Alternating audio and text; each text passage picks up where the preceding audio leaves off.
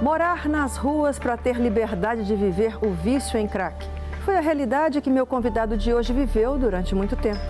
Mas os planos de Deus não podem ser frustrados. Hoje, liberto, ele vive para levar a mensagem do Evangelho. O Prova Viva já começou.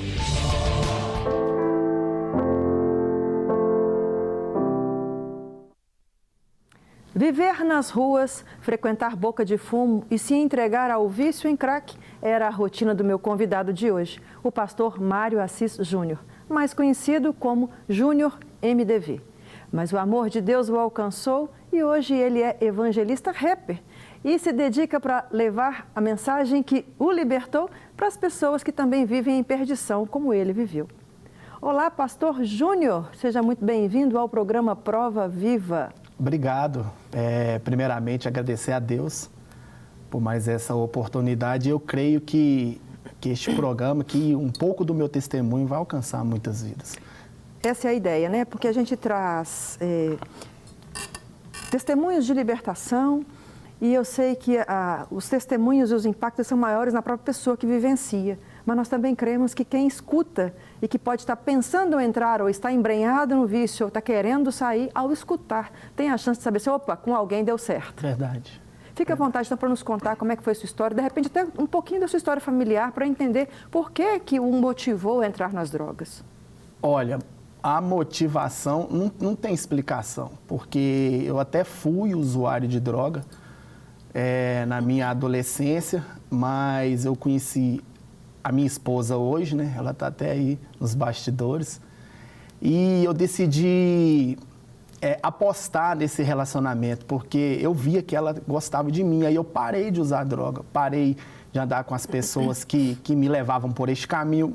Tentei mudar minha vida, né? Por isso até o MDV. Tá, vamos ver. Você começou igual o filme que a gente vê, que é filme de ação, assim, que começa o final, aí nós temos que voltar lá para o começo do filme. Já entendemos o final, que é vitória e a glória para Jesus. Mas vamos voltar lá no início. Eu queria realmente saber, assim, a sua família, a sua história familiar, no sentido assim, você tinha uma família estruturada? Sim, Por que você envolveu com droga na adolescência? Tinha alguma coisa que te motivou? Não, Porque não. Às vezes em casa tem alguém que pode estar um pouco frustrado, chateado, aborrecido, ou a influência de amigos, e que a gente tem que dar essa atenção para exortar quem está em casa também. Sim, não foi muito influência de amigos, não, porque ela não bateu na minha porta e me convidou para me usar ela. Eu mesmo usei. Não porque eu vi, não porque alguém me chamou, foi vontade minha mesmo. Você é filho único? Não, tenho mais 2 irmãos e uma irmã. Pois é, você é mais velho, mais novo? Sim, sou mais velho. A nossa família era bem estruturada, sabe? Meu pai tinha liberdade de conversar com a gente alguns assuntos. A minha mãe, a gente, na época, ia à igreja, né? Então, não tinha isso dentro da minha casa. Eu conheci mesmo as drogas na rua, no meio do futebol, para falar a verdade, no meio do futebol, porque até uma determinada época da minha vida eu tentei carreira. Só que eu sofri um acidente, algumas coisas, eu creio, vontade de Deus, não permitiu e eu me frustrei um pouco. E aí, no meio dessa frustração, eu conheci maconha, conheci cocaína, como é que eu posso... Me afundei, realmente me afundei. Só que aí veio a minha esposa, foi aonde eu falei agora mesmo, veio a minha esposa, na época minha namorada, eu conheci ela, e eu resolvi apostar nesse relacionamento, até porque ela ficava no meu pé o tempo todo. Eu já entendi que você ama essa mulher demais, já contou ela duas vezes em 1 minuto de entrevista. Eu já entendi seu amor, glória a Deus por isso. Faz parte. Graças a Deus, eu ainda preciso entender um pouquinho mais. Por exemplo, já conversamos, que atendi é forma de expressão, que eu sou psicóloga, acabo usando essa expressão. Mas eu já conversei com muitas pessoas aqui no programa que envolveram com drogas e elas nos trazem algum relato, então do tipo, envolveu com droga, ou é por amigo, envolveu por droga, porque eu fiquei frustrado, fiquei aborrecido, ou por curiosidade, ou porque eu me peguei preso àquilo ali, depois não consegui sair. Eu queria entender a motivação inicial. Para falar a verdade, eu não tenho nem resposta como que eu me envolvi. Sabe, que já me fizeram essa pergunta, mas como assim você envolveu com as drogas? Você tinha uma família estruturada, você jogava futebol. Aconteceu, a maconha e a cocaína aconteceu no meio de amizades. Vamos falar assim, o crack não. O crack veio depois. Por quanto tempo você começou e que você se envolveu com a cocaína para depois entrar no crack? Eu tenho o quê? Eu tenho hoje 42 anos, foi com uns 20 anos de idade. Sua família tinha consciência disso? Sabia que você estava envolvido com drogas? Não sabia não. Tinha como a gente despistar, né? Não sabia não, nem a minha esposa não sabia. Eu falei nela de novo, né? De novo, é muito amor, gente, é muito amor. Não sabia. Eu nem falar com você a verdade, nem bebida, nem cerveja, pingo, eu não gostava. Me desculpa, eu insisti um pouco mais. Era aquela coisa assim de, eu quero ficar doidão, porque a pessoa diz isso, esse relato, né? Eu quero ir para um outro transe, quero buscar... O que te motivou? Para falar a verdade, todo mundo usava, então eu usava também. Ah, ok. Chegamos aonde eu queria, entendi. Porque a primeira vez que eu usei foi numa roda, não era nem amigos. Eu estava com uma pessoa e eu lembro que eu estava com muita dor de cabeça.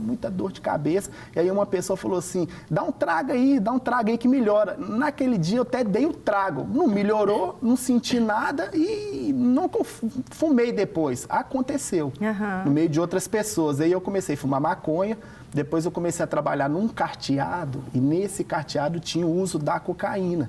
Foi quando eu comecei a usar a cocaína. Eu me viciei na cocaína. Você trabalhava assim mesmo antes da droga? Eu trabalhava antes, eu já trabalhei numa empresa que chamava... Pode falar o nome da empresa? Você que sabe. Eu trabalhei numa empresa multinacional, né? Trabalhava, nessa época no carteado, eu trabalhava num bar, era um bar. Na época da maconha, vendia picolé, era trabalho assim, eu era novo, né? Eu era bem adolescente, mas... Então você mesmo pagava a sua droga? Sim, eu não roubava para fumar a maconha e a cocaína, não. Eu trabalhava, eu conseguia sustentar. O crack não, o crack foi diferente. Então agora vamos entrar no crack. Aí agora então você ficou quantos anos desse período de cocaína até iniciar o crack? Eu creio que foi uns 5 anos, eu fiquei 10 anos sem usar a droga, parei. Pensei assim, parei com tudo. Eu troquei até o ciclo de amizade achando que o ciclo de amizade poderia me ajudar. Aí eu fiquei 10 anos. Então você fumou 5 anos, parou 10 para depois entrar no crack? Isso, fumei, cheirei e aí eu parei 10 anos. Aí eu conheci, né, a Dona Maria, né, minha esposa, né, mais uma vez.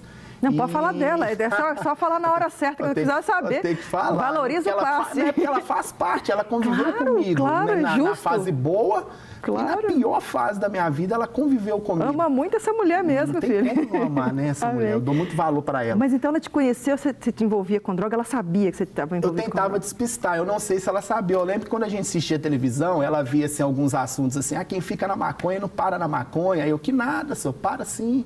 Quem fica na maconha vai para cocaína, vai para o crack. Eu falava, não, senhor, não tem isso não, senhor. Vocês namoraram muitos anos? Namoramos, a gente tem um relacionamento desde 99. Ela fala 2000, mas é 99. Nós fizemos agora dia 11, 14 anos de casado. Você apaixonou, antes eu entendi já tudo. A gente se conhece desde a idade dos pequenininhos. Que legal. Ali. Desde pequenininha, minha avó morava na frente da casa da mãe dela, então a gente se conhece. Ela já me vigiava, ela não fala isso, ela já me vigiava, desde quando a gente era menorzinho. Entendi. Mas aí as coisas foram acontecendo. Vamos voltar depois. então. Apesar da gente estar levando essa entrevista num ambiente bem solto, graças a Deus, por isso está liberto, né, irmão? Mas não foi assim, né? Não. Não era assim, né, na época que você estava envolvido. E o crack, então, entrou, e o que ele te causou? Geralmente, ele traz consequências também para a família, para o ambiente, para a sociedade. Principalmente. Me conta um pouquinho sobre isso. Principalmente porque o usuário de crack acha que a dor é só para ele, não é. Né? O usuário de crack, além de trazer a dor para ele, porque um usuário de crack sente a dor, ele sabe que aquilo que ele está fazendo não é legal. Sabe, muitos usuários do crack, eles querem sair. Se você chegar para um cara que usa crack e falar assim, você quer sair? Eu tenho isso dentro da minha família, eu tenho um irmão que é usuário de crack. Às vezes eu converso com ele, hoje ele está preso, infelizmente, por causa do crack. Eu converso com ele, ele chora, ele pede ajuda, mas ele não consegue. E isso traz uma devastação total, porque na época minha esposa ela não aguentou, ela saiu de casa. A família dela tirou ela de casa porque eu trabalhava ainda, né? Eu sustentava o vício do crack ainda com dinheiro de trabalho. Só que eu chegava em casa 4, 5, 6 horas da manhã e ela trabalhava, fazia faculdade, ela atravessava uma cidade, a gente morava em Betim, ela trabalhava no centro de BH, então ela... Por isso que eu falo sempre o nome dela, foi uma guerreira, porque ela conseguiu formar, nessa época ela fazia faculdade, ela conseguiu formar, só que a família dela tirou ela de dentro de casa por causa do sofrimento que eu não trazia só para mim. Eu trazia esse sofrimento para ela também, porque eu chegava em casa transtornado. Graças a Deus eu nunca encostei a mão nela, nunca cheguei a bater nela, porque a gente vê muitos casos né, de pessoas que chegam em casa que bate, que até mata por causa da droga. Deixa eu fazer uma recapitulação então, pastor. Dos 5 anos que você envolveu com maconha, ficou 10 anos. Nesse período de 10 anos que você não envolveu com droga, foi quando você casou com ela? Sim. Entendi. Sim. Aí depois, quanto tempo que você começou a envolver com crack e já estava casado com ela? Já estava casado. Foi no quarto, se eu não me engano, foi no 4º ano de casado. Entendi. Que a gente até ia na igreja, sabe? A gente era cristão, entre aspas, a gente era cristão de ir na igreja. Só que a gente mudou para Betinha, a gente comprou uma casa em Betinha e a gente arrumou aquela desculpa que estava longe da igreja, que não podia ir. E às vezes até ia, mas o meu pensamento era na pedra do crack que estava guardado no muro, no cigarro. E aí foi no 4º ano de casamento que eu comecei a me envolver. Eu estava vindo embora do meu trabalho e eu cheguei em casa. Eu tomava Coca-Cola nessa época, eu não tomo mais Coca-Cola, eu parei.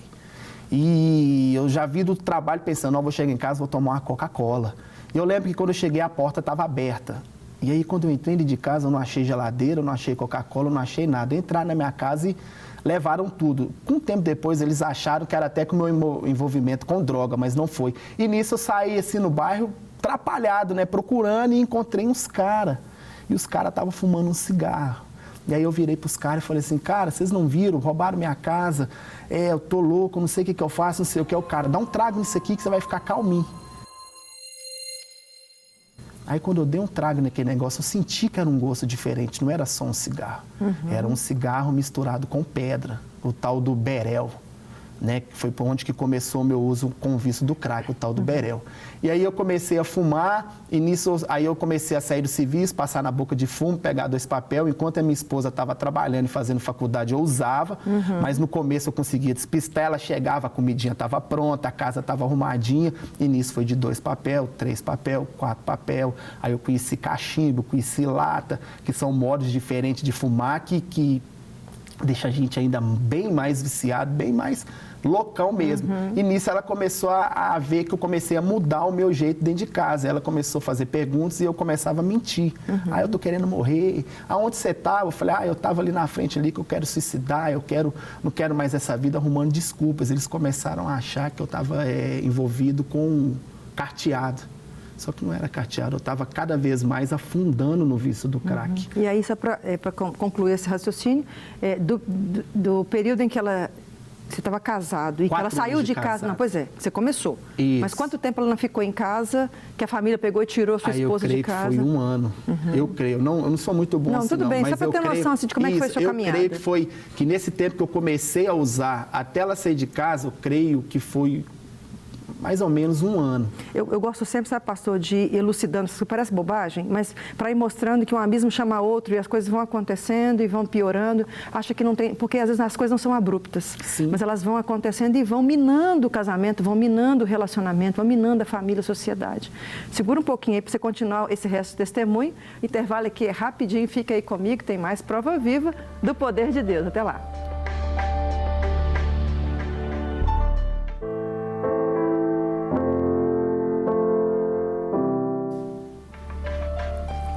Meu convidado de hoje, o pastor Mário Assis Júnior, mais conhecido como pastor Júnior MDV. Viveu a mesma realidade que aproximadamente 1,5 milhão de pessoas no Brasil. Segundo pesquisa divulgada pela Fundação Oswaldo Cruz, este é o número de pessoas que fizeram uso de crack e similares pelo menos uma vez na vida. Mas o amor de Deus o encontrou e ele está aqui para testemunhar que é uma prova viva da transformação do que Jesus pode fazer. Pastor Júnior, nós paramos num momento tão importante também, né, de toda a sua história, dessa perda já da família, em que a esposa já sai de casa, que os familiares querem protegê-la, mesmo não tendo agressão física, mas já tinha uma perda ali com o seu envolvimento mais intenso com o crack, já tinha um tempinho, já tinha 1 ano já, né? Sim. Que já estava ali envolvido. Eu queria entender um pouco mais desse comprometimento na sua vida, nas suas questões sociais, nas suas questões financeiras, né? Na espiritualidade. Como é que você era com Deus? Você via Deus, você não enxergava Deus? Você tinha tido um envolvimento com Deus há pouco tempo antes? Frequentava a igreja? Como é que ficava nisso tudo? Eu tinha ganhado a minha esposa para Jesus, a gente frequentava, estava bem, casamos.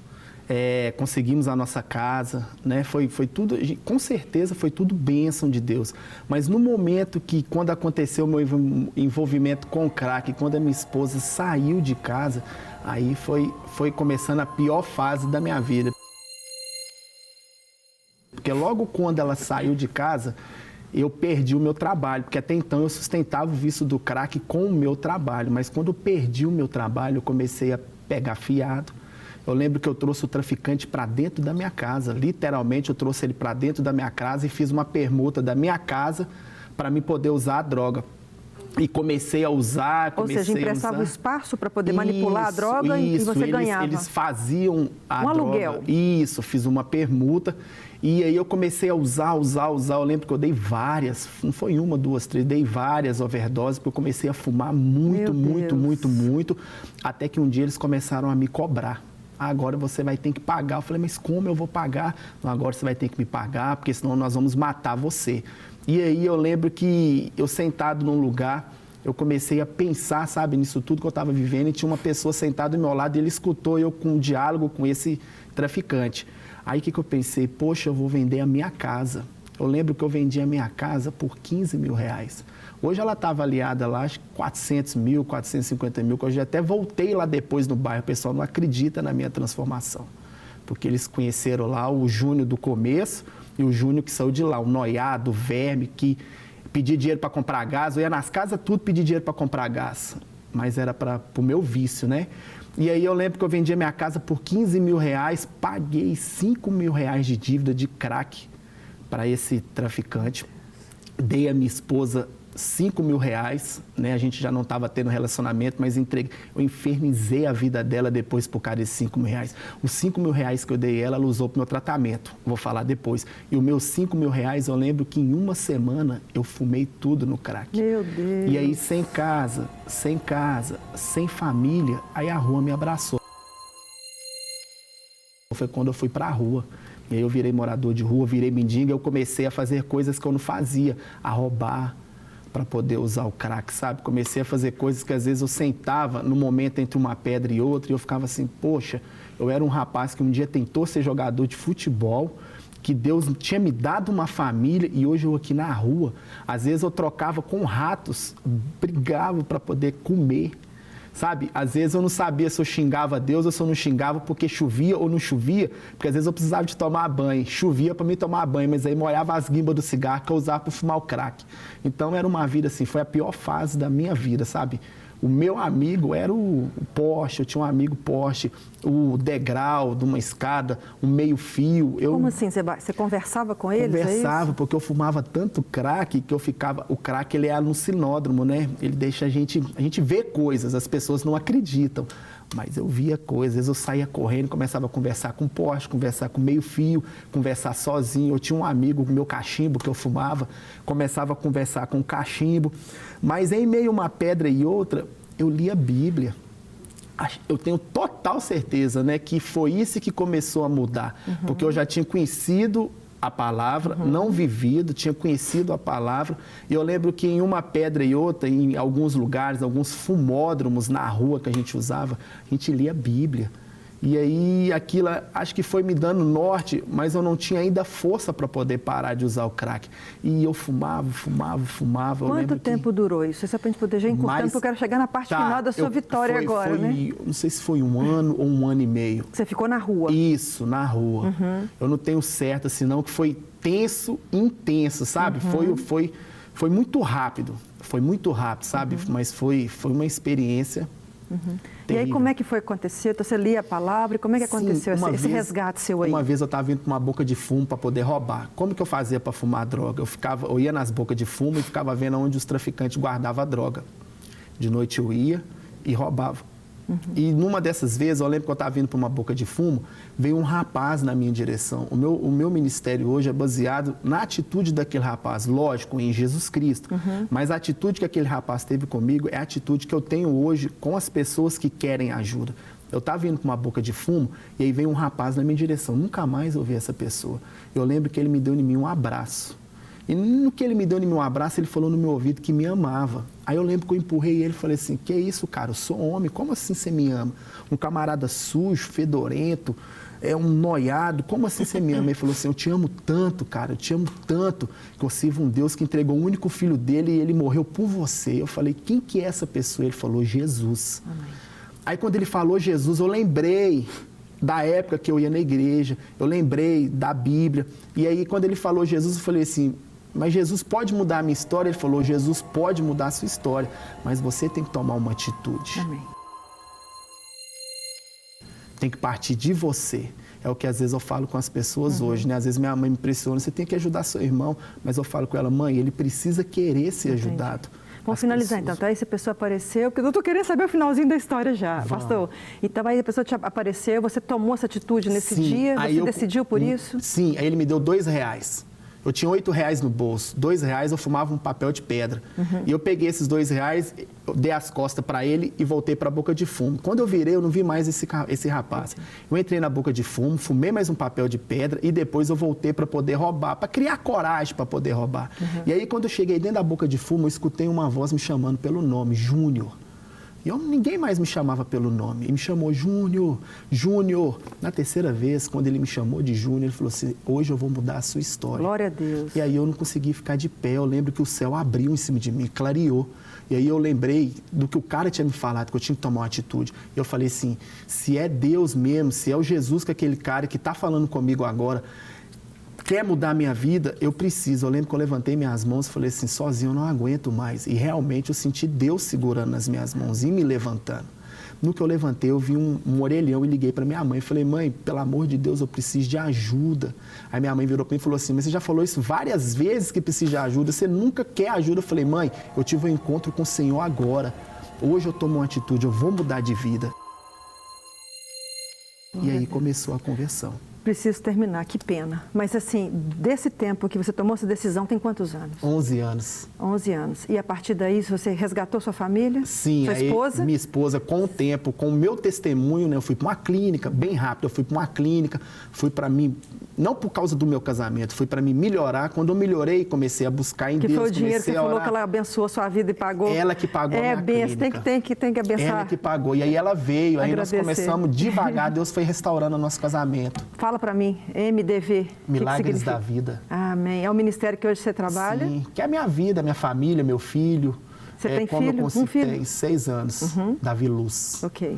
Bênção de Deus. Aí hoje você trabalha com esse ministério por conta própria? Sim, vinculado a alguma igreja? Sou voluntário. Hoje eu sou pastor em Lagoinha, né? Ok. Só que nós somos voluntários e a gente tem esse trabalho com essas pessoas, presídios, penitenciárias, e aí você vai também naquele lugar e resgata a pessoa também, leva a pessoa a entender. Às vezes uma mãe liga, precisa de ajuda, tem algum lugar para levar meu filho, tem como você vir aqui, a gente larga o que está fazendo para poder ir. Deus. Pastor, desculpa, o tempo acabou, que pena. Eu falo muito. Não, é ótimo, eu gosto disso, mas é porque o tempo nosso realmente foi curto para poder explicar tudo, mas o recado foi dado. Amém. A palavra do Senhor foi dita. Glória a Deus. Deus abençoe sua vida, seu ministério. Amém. Continue rompendo, irmão. Não desiste, Amém. não. Amém. Tem muita alma para ser alcançada aí. Louvado seja Deus. Amém. Obrigado, querido. Glória a Deus. Um abraço na esposa maravilhosa e no filhão. Obrigado. Deus abençoe. Deus abençoe. João 16, 8, 9. E quando ele vier, convencerá o mundo do pecado e da justiça e do juízo. Do pecado, porque não creram em mim. Qual é a probabilidade do seu discurso exortativo gerar efeito transformador na vida de uma pessoa presa num vício? Pergunte a alguém com qualquer dependência se ele não sabe que é prisioneiro dos seus desejos e escravo de suas vontades? Claro que sabe. Agora pergunte se ele quer deixar de ser. Alguns dirão que sim, outros que não. Outros ainda que não se sentem como dependentes de algo porque acreditam que conseguem parar e obter o controle das suas vidas na hora que determinarem. Só não aconteceu porque não quiseram ainda. Mas e quando já não existe a consciência do que é normal e do que é vício? Como fazer para que haja lucidez e senso crítico? Muitas vezes revelando as mudanças das atitudes da pessoa, ou a alteração de humor com picos extremados que apresentam, ou ainda quando não existe alegria ou felicidade na ausência do fator viciante. Se ainda assim o dependente não reconhecer carente de cuidado, algumas ações mais abruptas são consideradas, desde que sirvam para proteger o viciado, claro. E o corte radical do que sustenta o vício é a opção mais escolhida nesse quesito. E quantos dos que foram submetidos a essa operação invasiva, em pouco tempo já não estavam de volta à própria escravidão? Isso porque a verdadeira e completa libertação não vem apenas com a abstinência, mas com o convencimento do Espírito Santo, o entendimento dos malefícios e a força de vontade para lutar diariamente contra a dependência. Nem para ser convencido do que é mal para o próprio homem, esse é capaz de fazer sozinho. Apenas o Espírito de Deus tem poder para nos levar a compreender não apenas uma escolha, que é a de judiar do nosso próprio corpo, mas é pecado diante da descrença naquilo que Jesus fala em sua verdade. E uma delas é que somos templos do Espírito Santo. E, para tanto, a necessidade do cuidado e o domínio próprio e a responsabilidade de gerenciamento deste corpo. Isso vai pesar sobre todos os que fazem mau uso dele no dia de prestação de contas com o próprio Deus. Jesus nos resgatou do lamaçal, nos convenceu que somos pecadores e desobedientes da sua palavra e que precisamos agir conduzidos pelo Espírito Santo, deixando-nos ser moldados por ele. Aceite ser resgatado e transformado por Jesus e veja a sua história mudar por completo. Na página do nosso programa, na internet, você acompanha mais testemunhos que são provas vivas do poder de Deus. Acesse redesuper.com.br/prova viva e assista. Compartilhe também nas suas redes sociais. Te espero na semana que vem. Deus te abençoe.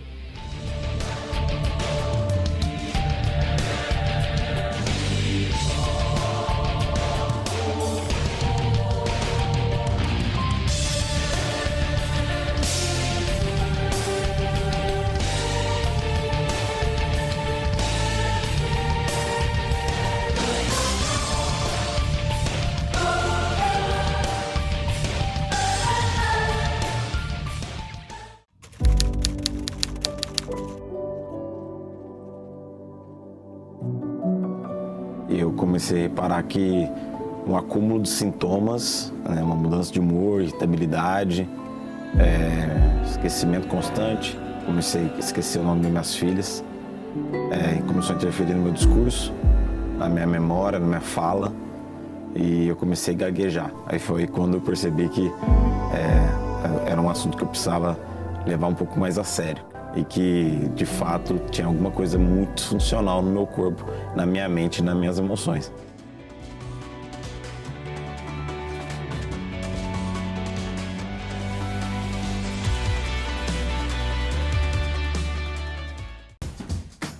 Não quer ficar um segundo por fora da nossa programação? Agora você pode nos acompanhar através das plataformas digitais. Não perca tempo. Acesse, curta e siga-nos. Fique por dentro de tudo o que acontece por aqui. Rede Super, inspirando você.